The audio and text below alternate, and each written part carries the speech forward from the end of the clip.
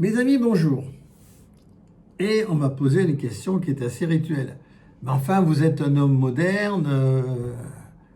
Pourquoi vous étudiez la Bible? Quel intérêt trouvez-vous dedans?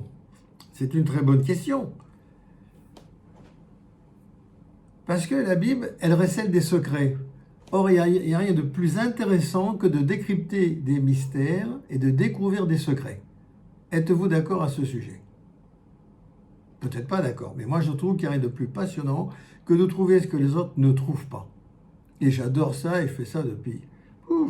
Même quand j'étais tout petit, il fallait que j'aille chercher les poissons à la main sous les pierres et non pas les pêcher parce que c'était mieux d'attraper à la main. Enfin, j'ai toujours aimé ce qui est secret, le mystère. Et la nativité est vraiment le 25-26 décembre, sont vraiment le symbole mystérieux. Tout le monde, oui, mais on connaît l'histoire par cœur. Oui, mais vous connaissez l'histoire par cœur pour le grand public. Mais le grand public, il n'est pas au fait des mystères et des secrets. Le grand public, il a juste un droit, c'est de regarder la télévision, de regarder les journaux, de regarder Internet et de croire que tout ce que l'on dit, c'est vrai. C'est tout. Parce que pour trouver des mystères et des secrets, ben, il faut quand même pas mal de temps. Donc, connaissant les secrets du 25-26 décembre, je fais donc bénéficier chaque année des énergies divines et christiques de ce moment-là. Reconnaissez que c'est quand même extraordinaire. Voilà. Donc, 25 et 26 décembre, c'est le solstice d'hiver et c'est Saint-Étienne, la fête du Saint-Étienne. Oui, mais Saint-Étienne, ça veut dire Stéphanus. Et Stéphanus, ça veut dire la couronne. Et la couronne, c'est sur l'arbre de vie, c'est le numéro 1, c'est Keter, c'est Dieu. C'est Dieu, voilà, c'est la lumière qui devient Dieu, si je peux dire. Donc vous voyez, c'est déjà passionnant. Je ne vais pas tout vous dévoiler, bien sûr, ce serait trop long.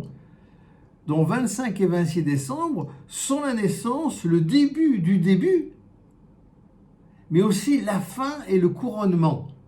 Alors imaginez tous les mystères qui sont cachés dedans.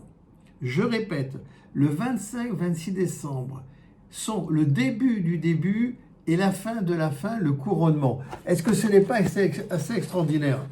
Je ne vais pas vous dévoiler. Je tourne une page en ce moment, parce que j'ai écrit la suite.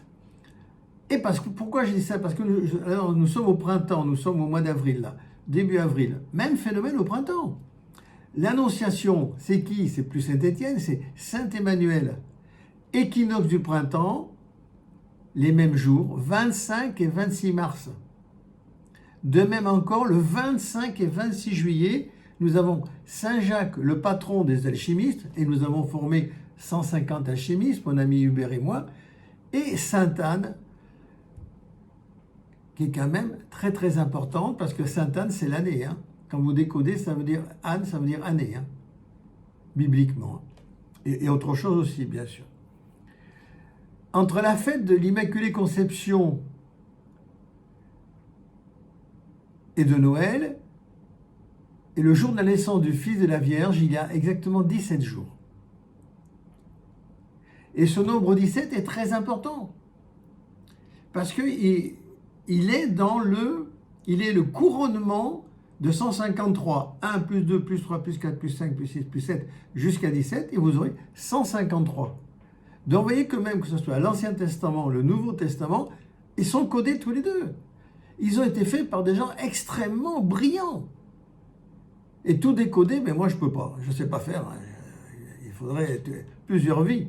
Et j'espère continuer dans les prochaines vies. C'est ce que je souhaite, parce que c'est vraiment très amusant. Voilà. Et 153, c'est le développement de la pêche miraculeuse, très importante pour les hermétistes. Alors ces deux nombres, 17 et 153, se retrouvent associés également dans les mesures de la Grande Pyramide. En effet, la Grande Galerie mesure 153 pieds de hauteur, c'est-à-dire de la base de la pyramide à la 5e assise. Il y a 17 multiplié par 100, donc ça fait 1700 pouces de hauteur. Et de cette 50e assise au sommet, il y a 153 autres assises. Donc vous voyez bien que les nombres ne sont pas mis au hasard. Absolument pas. Regardez, la mission du Christ, de Jésus, elle a duré 918 jours, depuis son baptême jusqu'à la fête de Pâques. Or, 978, c'est quoi? C'est 153 multiplié par 6. Or, il se trouve qu'en Kabbale, le nombre de la sphère bénie de Tiferet, qui est la sphère du Christ, est le 6. Et une tête, 2 bras, 2 jambes, c'est le 5, c'est l'être humain. D'accord? Et le 6, c'est une porte. On se dépasse, on va vers le 6. Voilà. Maintenant, vous voyez que c'est passionnant quand même tout ça. Et je schématise. Hein. Dernier exemple, 17 est le 8e nombre premier. C'est quand même intéressant. C'est le 8e mon premier. 1 plus 7 plus 8. 17, 1 plus 7, ben ça fait égal 8. Et 8, c'est quoi? Ben c'est toujours Christ, mais dans l'infini. C'est Christ, c'est le 8, horizontal, mais dans l'infini. Parce que Christ, il est immortel. Hein? Comme avant, Osiris renaissait chaque matin. Et le nom, un des noms de Jésus, c'est Jésus, dont le I de Iota, c'est 10, en valeur hébraïque. Hein? Le E de Eta, c'est 8. Le S de Sigma, c'est 200. Non, excusez-moi, on est chez les Grecs. Je recommence. De Iota, c'est 10.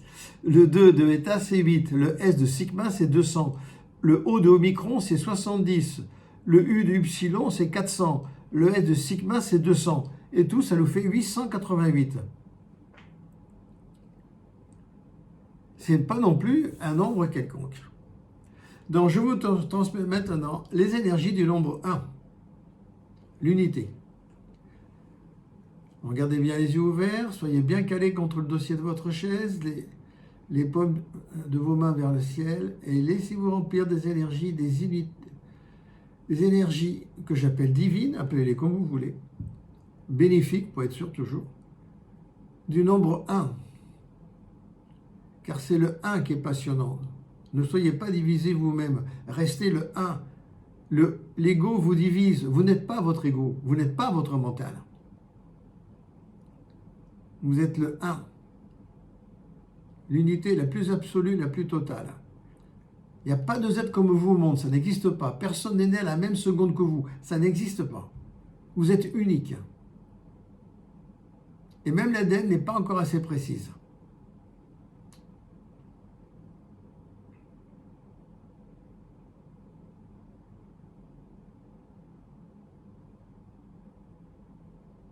Plus précis que l'ADN, je veux bien vous le dire. Les rides sur le front, bien sûr, et également au bout des doigts, bien sûr. Mais ça, c'est réservé aux hermétistes. Alors on ne peut pas tromper, chaque être humain n'a pas les mêmes. Mais dans l'ère du Verseau, ça sera dévoilé dans le grand public dans 50 ans, dans 100 ans, allez savoir. Et c'est nécessaire.